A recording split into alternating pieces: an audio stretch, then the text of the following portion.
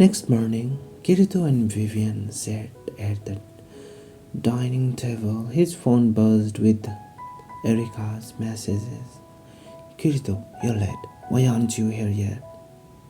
He looked at his phone and gave it aside while continuing to eat the bowl of noodles. Vivian sat in front of him, gazing at him, eating and talking to him. Mom wanted me to be a perfect bride. I was taught all household chores. I used to clean our house every day and cook for everyone, even from the lesser missing ingredients. They didn't wanted you to complain after we married. But I thought you would love me unconditionally. Even if I don't know, or like, even if I couldn't do all that, I wouldn't work a day. And that time, I thought my mother was stupid. But I'm stupid. A human should work. He drank the soup and kept the empty bowl aside. He cleaned his mouth with a cloth. I come from a very poor family from a small, remote village in Germany, so I don't know anything about the way you dress up here. Can you teach me? He looked into his phone and started texting. Then he looked at Vivian and said, What all can you cook? Anything you want me to. Vivian smiled. So you didn't even listen me. Can you cook French cuisines too? He asked. I can. What do you want to eat? I wanna eat. Suddenly his phone started ringing. He picked it up immediately and went out of the room into the balcony. Why are why aren't you here yet? I'm standing here for so long, Erika shouted at him. She seemed quite vexed. Sorry, I'll be there right away. He hung up and turned towards Vivian. I'll come late tonight. Don't prepare anything or don't prepare my dinner. He picked off his coat and walked towards the door. Isn't it you're off from work today? She followed him till the door. I thought we could clean up. He slammed the door at her face. She just stood at the door, scared to open it again. She walked towards the sliding door and looked down the balcony. Kirito walked to his car while talking on his phone. She waved at him, but he seemed too engaged into his phone and didn't look at her. She watched his car go. Then she moved back to the table and picked up the bowl. Why do you feel colder every day? And who is that person you talk to? Are you doing what they call cheating?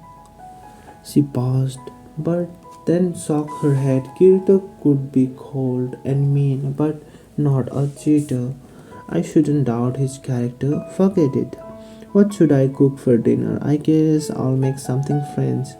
Vivian was ready for an intense round of grocery shopping when she realized that she had no money in her pockets. She called Kirito, but he didn't answer. So she reached out to her father in law. You want money? Mr. Hiomi asked as he smoked a pipe while standing at the balcony of his house. Yes, Dad, Vivian smiled. He was surprised she came all the way to their house on feet just to ask for money. It must have been something urgent and also might be huge sum of it. He asked her why she needed it. I need to get some groceries, she replied. Just that? Why don't you ask that from Kirito? He's not there. Not here. Isn't it his off day? He said he has some work. Work? Why don't I know of it? Why would he lie to her? Hurry up, Dad. I need to cook dinner too. Mr. Hiomi decided not to bring this matter up to the Vivian. Not right now, not ever. But then he realized something and asked, why are you cooking? Where is housekeeper? I want to cook for Kirito myself. Vivian pressed her fist over her chest and puffed it up with a pride.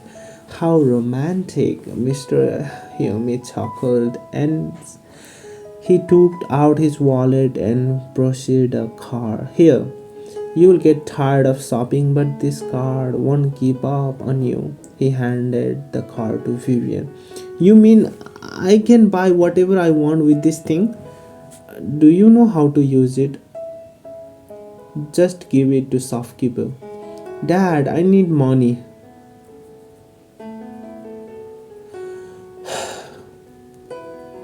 Aoi entered his room and stood before him. On it, Mr. Hiomi smiled. What the? Just give it, Dad. Go shopping with Vivian. She will give your pocket money. No thanks. Then you can leave it. My money, Mr. Hiomi smiled at him. Aoi knew what he was trying to say but decided to stay firm with his decisions. But that's only what he thought. What you want to buy? Aoi asked with a grumpy face as he stood beside Vivian in between the supermarket. Vivian looked at him. Do you not like me? Man, you're dumb. That's why he slipped his hand into his hoodie pockets. Then teach me. Vivian moved closer to him. Teach you what? He looked into her eyes. Everything that needs to be learned. I want to learn everything a Japanese girl should know. Style, makeup, presentations. Listen, you're fine. But you just said I am dumb. Yeah, but you mean a world to someone. Vivian looked at him while thinking something in her head. Who is it? She asked after a long pause. My brother, Da. Let's just go to the grocery sections. We will get some vegetables. Follow me. He walked towards the escalator.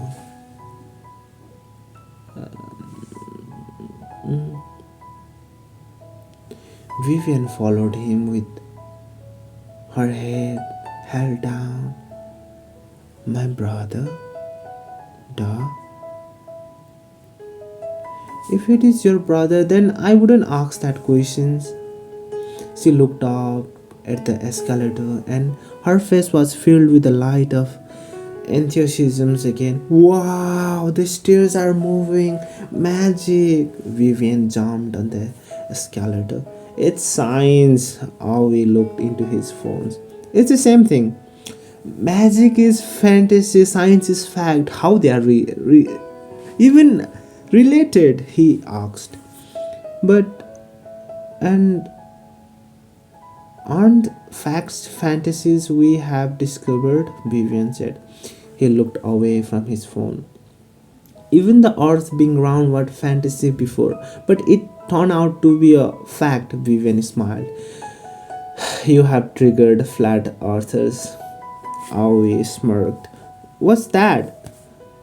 Never mind, we are here. Go sub. Aoi stood behind her, staring at her picking up vegetable. Aren't fact fantasies we discovered?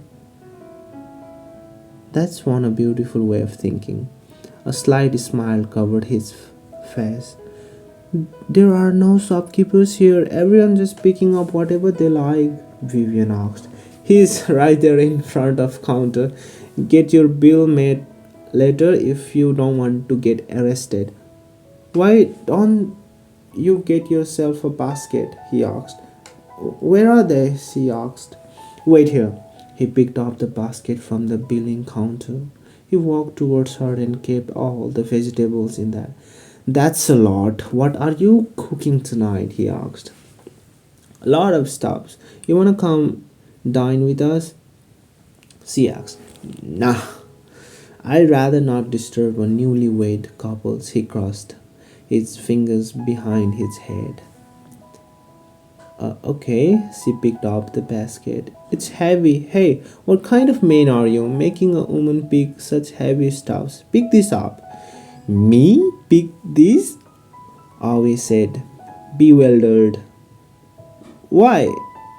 Don't those skinny chopsticks have some masculinity in them? She pointed at his arms.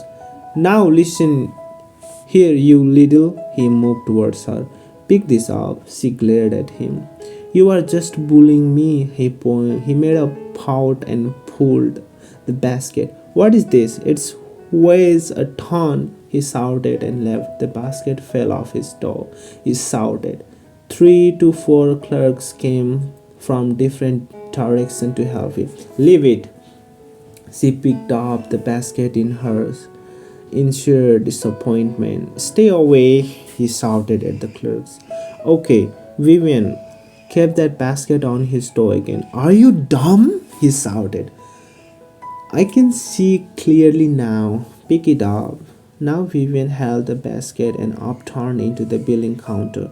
You could have asked the maid to get you the groceries. Avi was still squeezing his doll to feel some life in them. Why? Is it stronger? Vivian asked. He laughed and denied it. Then how does it matter? She's human too. You people treat maids like a superhuman who will never get tired. They are paid for it.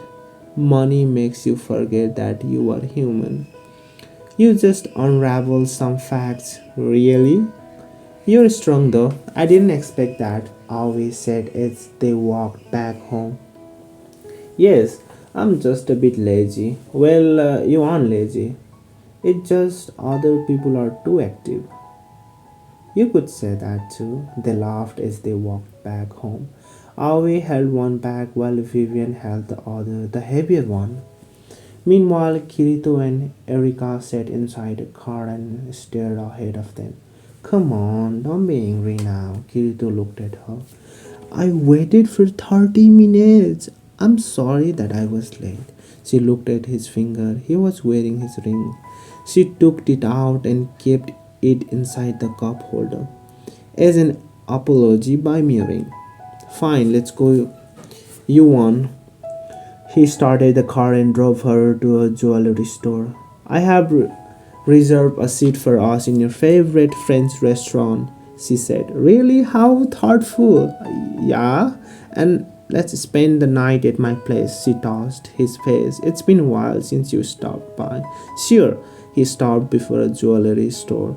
Let's go in together as a couple. I can't buy you another ring for me. You don't have to. Just keep me company. She held his wedding ring. What will do of this? Let's make a copy of this for us, your rightful wife. You don't have to do it, but I want to. Does a ring even matter? You women are so materialistic. Shut up and come with me. She pulled him out of the car. They walked towards the jewelry. Mr. Kurosawa was returning home from work when he saw Kirito and Erika entering the jewelry shop. Hold on, is that Kirito? He stopped his car and found Kirito's car outside the shop. He smirked. How interesting and unexpected.